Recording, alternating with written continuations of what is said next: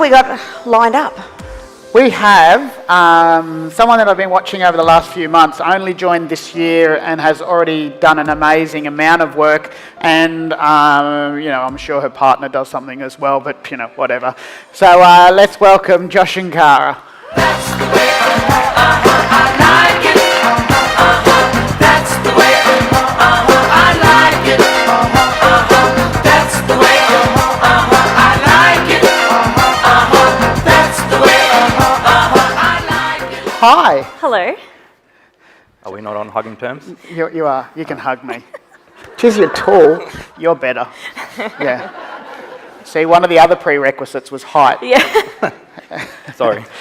So, Cara and yourself, you both joined earlier this year. Tell us something about you. Who are you? You go ahead. I'll wait.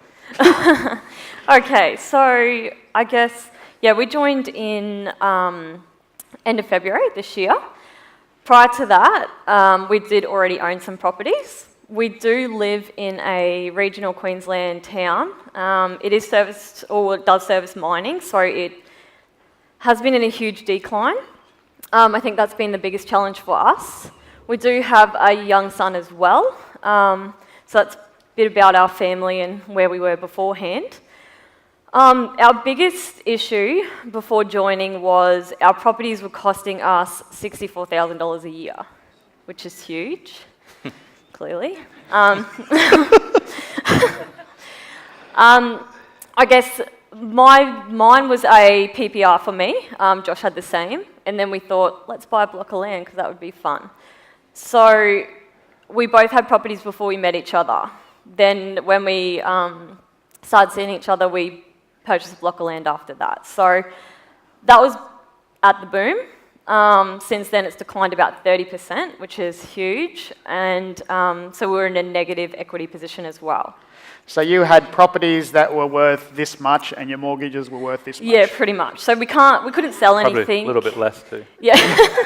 Yeah, it's pretty bad. Bigger scale. Yep. And so you're in a position where you're working away on roster, 28 days and back for 7, and Yep. in those back for it's 6, and in those days you were travelling anyway, so Yep. you're really back for 4. Yep. And you're not seeing a lot of each other, in a position where you're upside down, and also in a position where your savings quite low, if any, to be able to get into deal. Yep, that's right. So you came along and you went to the 3-day boot camp? Yep. So I went alone because, of course, Josh was at work. He's always at work. So I went by myself. That was on the Gold Coast. It was really exciting. It was great to be there. And I think the table that I sat with as well, I still keep in contact with a few of them. So, it's really good to have so many contacts and they sort of keep you on track. We knew we needed to do something. We needed to do something quick. Obviously, we needed equity. That was probably the biggest thing because we had the serviceability. So it makes it a bit easier having one. We knew where we needed to go. So we didn't have any savings. We didn't have really anything. So we're like, we just need to do it. So I guess that was the biggest thing for us, just getting in and getting it done as quickly as possible. Sure. I don't want to put you on the spot, but who was the best presenter in those 3 days? Let's go on. Who's picking this?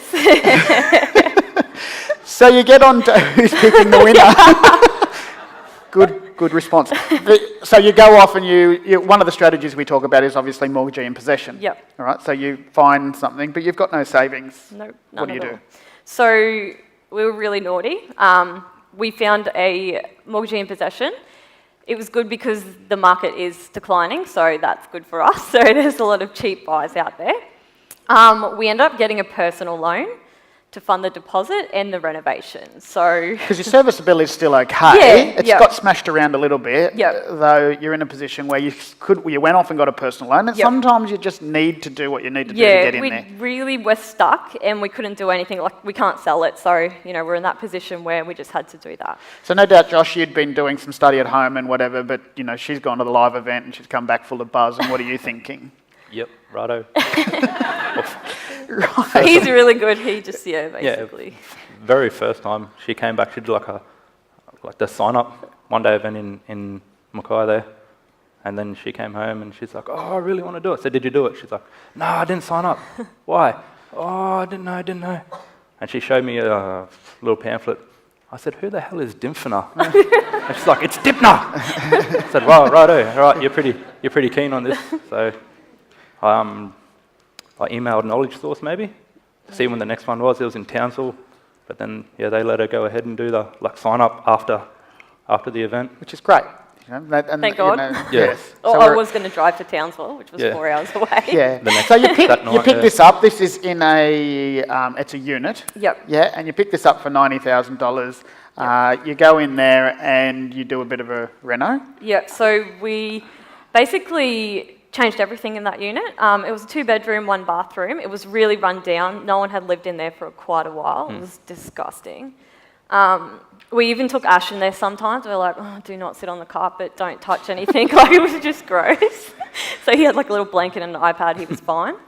So he loved helping. Stains all through the carpet and upstairs. Yeah, it was just gross. It was disgusting. Yeah. So you do the reno yourself. Yeah. And this is what it looks like when you go in there. And it says in there there's a lot of weekends, obviously, when in there. You didn't have a lot to pay people because you had a personal loan and you've gone and done this. That's right. And a lot of blood, sweat and tears in there. What's the tears about?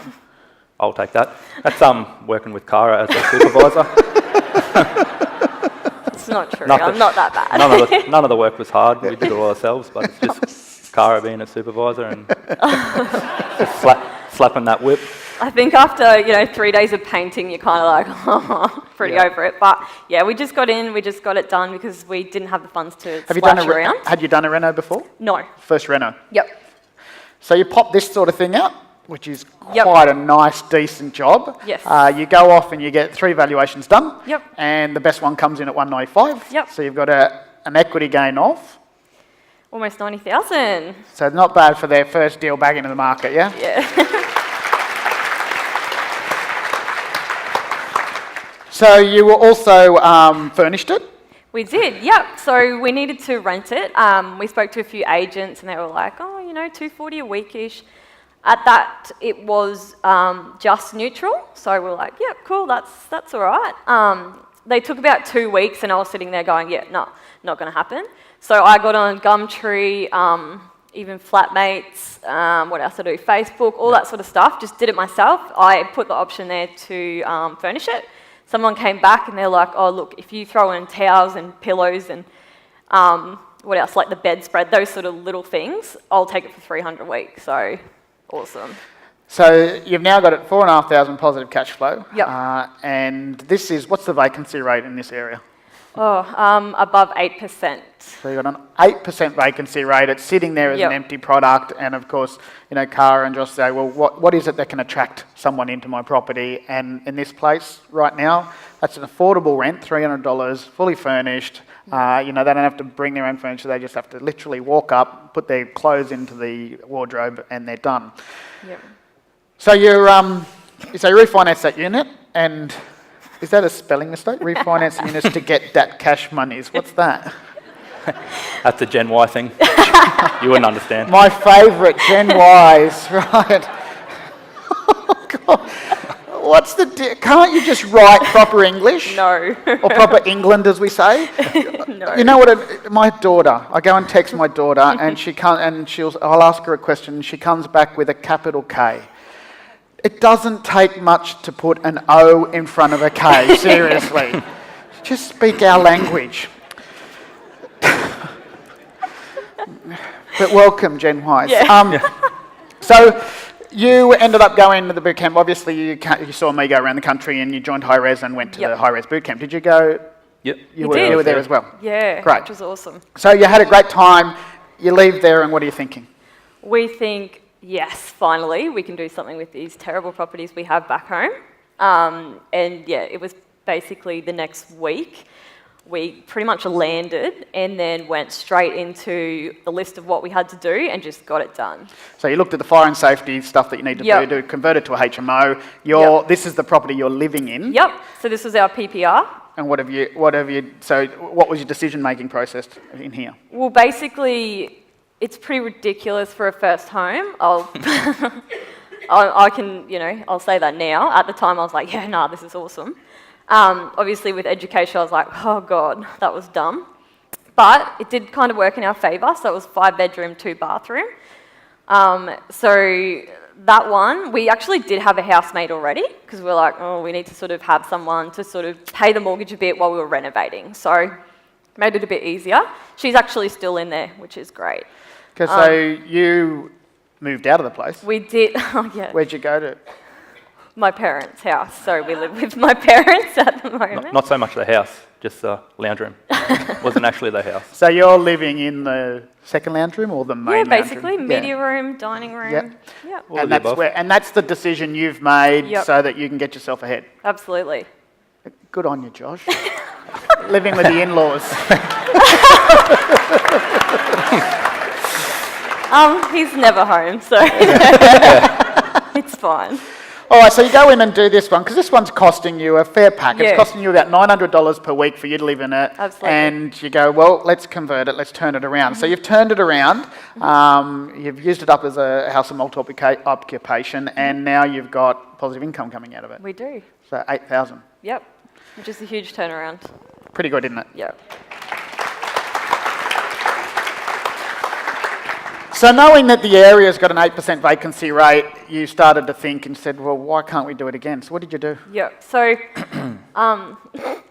my ex-boyfriend, when we separated, he actually built the same house in a neighbouring suburb. So he hasn't been able to rent it for probably 4 months, and that's pretty standard because the vacancy rate is so high.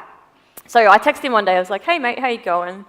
Didn't wait for his reply and just said, "Hey, I'm doing this to my house. Are you interested in renting yours?" Just explained a bit about what we do, what sort of tenants we put in.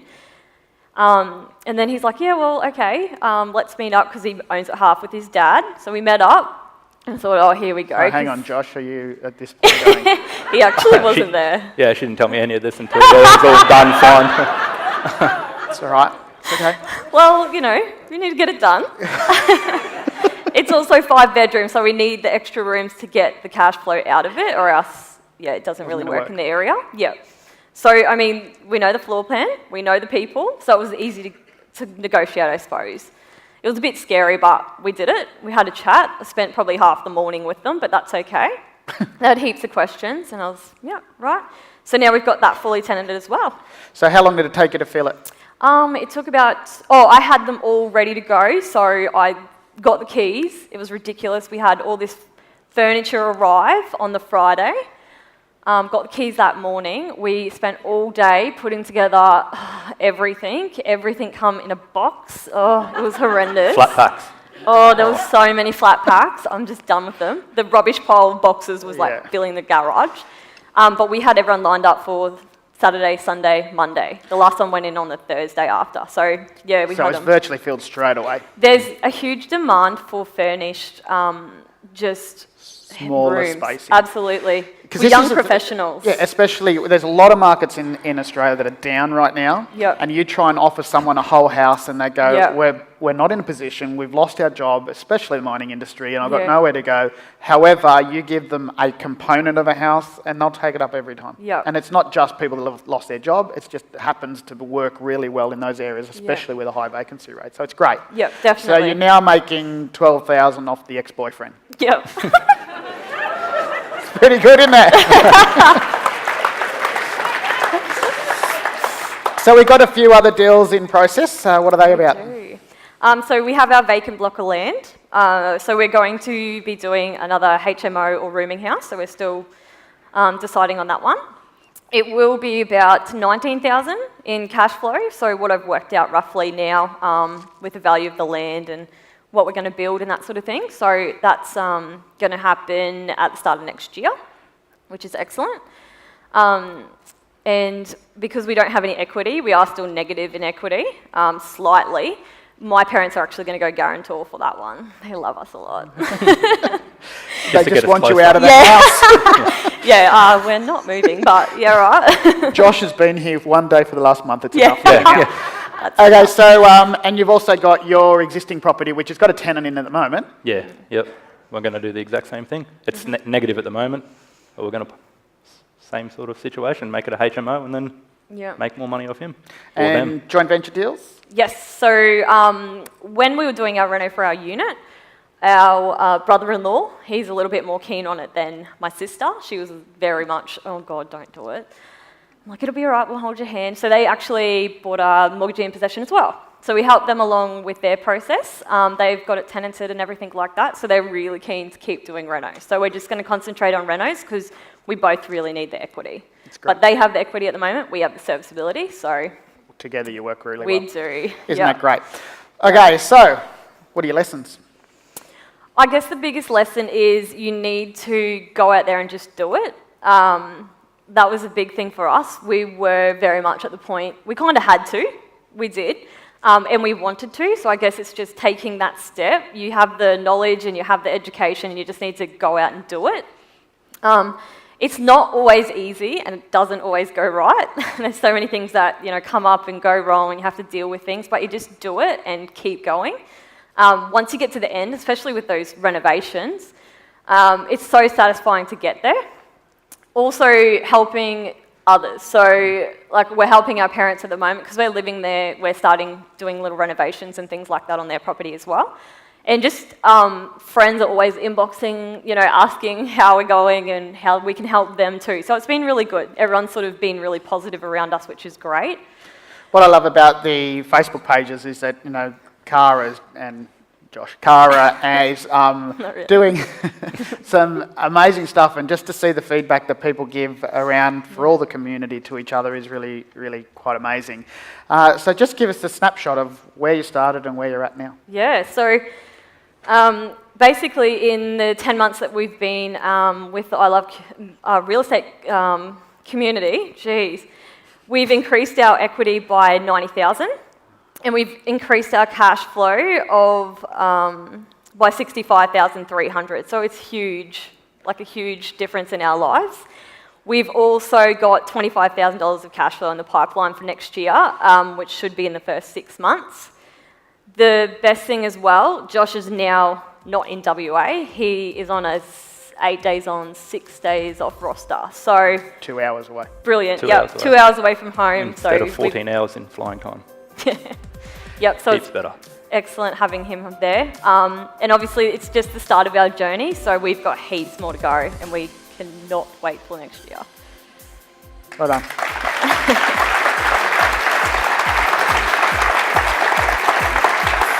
So Josh, if you were you sitting in the crowd, what would you say to yourself? She's a babe. Good answer. That's the right answer. Good answer. Cara, what would you say? He's Don't a copy babe. me. So if I was sitting in the crowd, What advice would you give? Don't be scared to do it. yeah, I Got think an idea, do it. exactly. We've As long got as all it the all adds up. education. Yeah. Even lean on people in the community. Like we talk to people all the time, and it's amazing. I think that's the biggest thing. Just get out and do it. Just make it happen. And listen Yeah. to your wife. Yes. Always, always. Happy wife, Let's thank happy Josh and life. Cara. Thank you. Thank you. Thank you so much. Thank you. Thank you. Oh, I love it.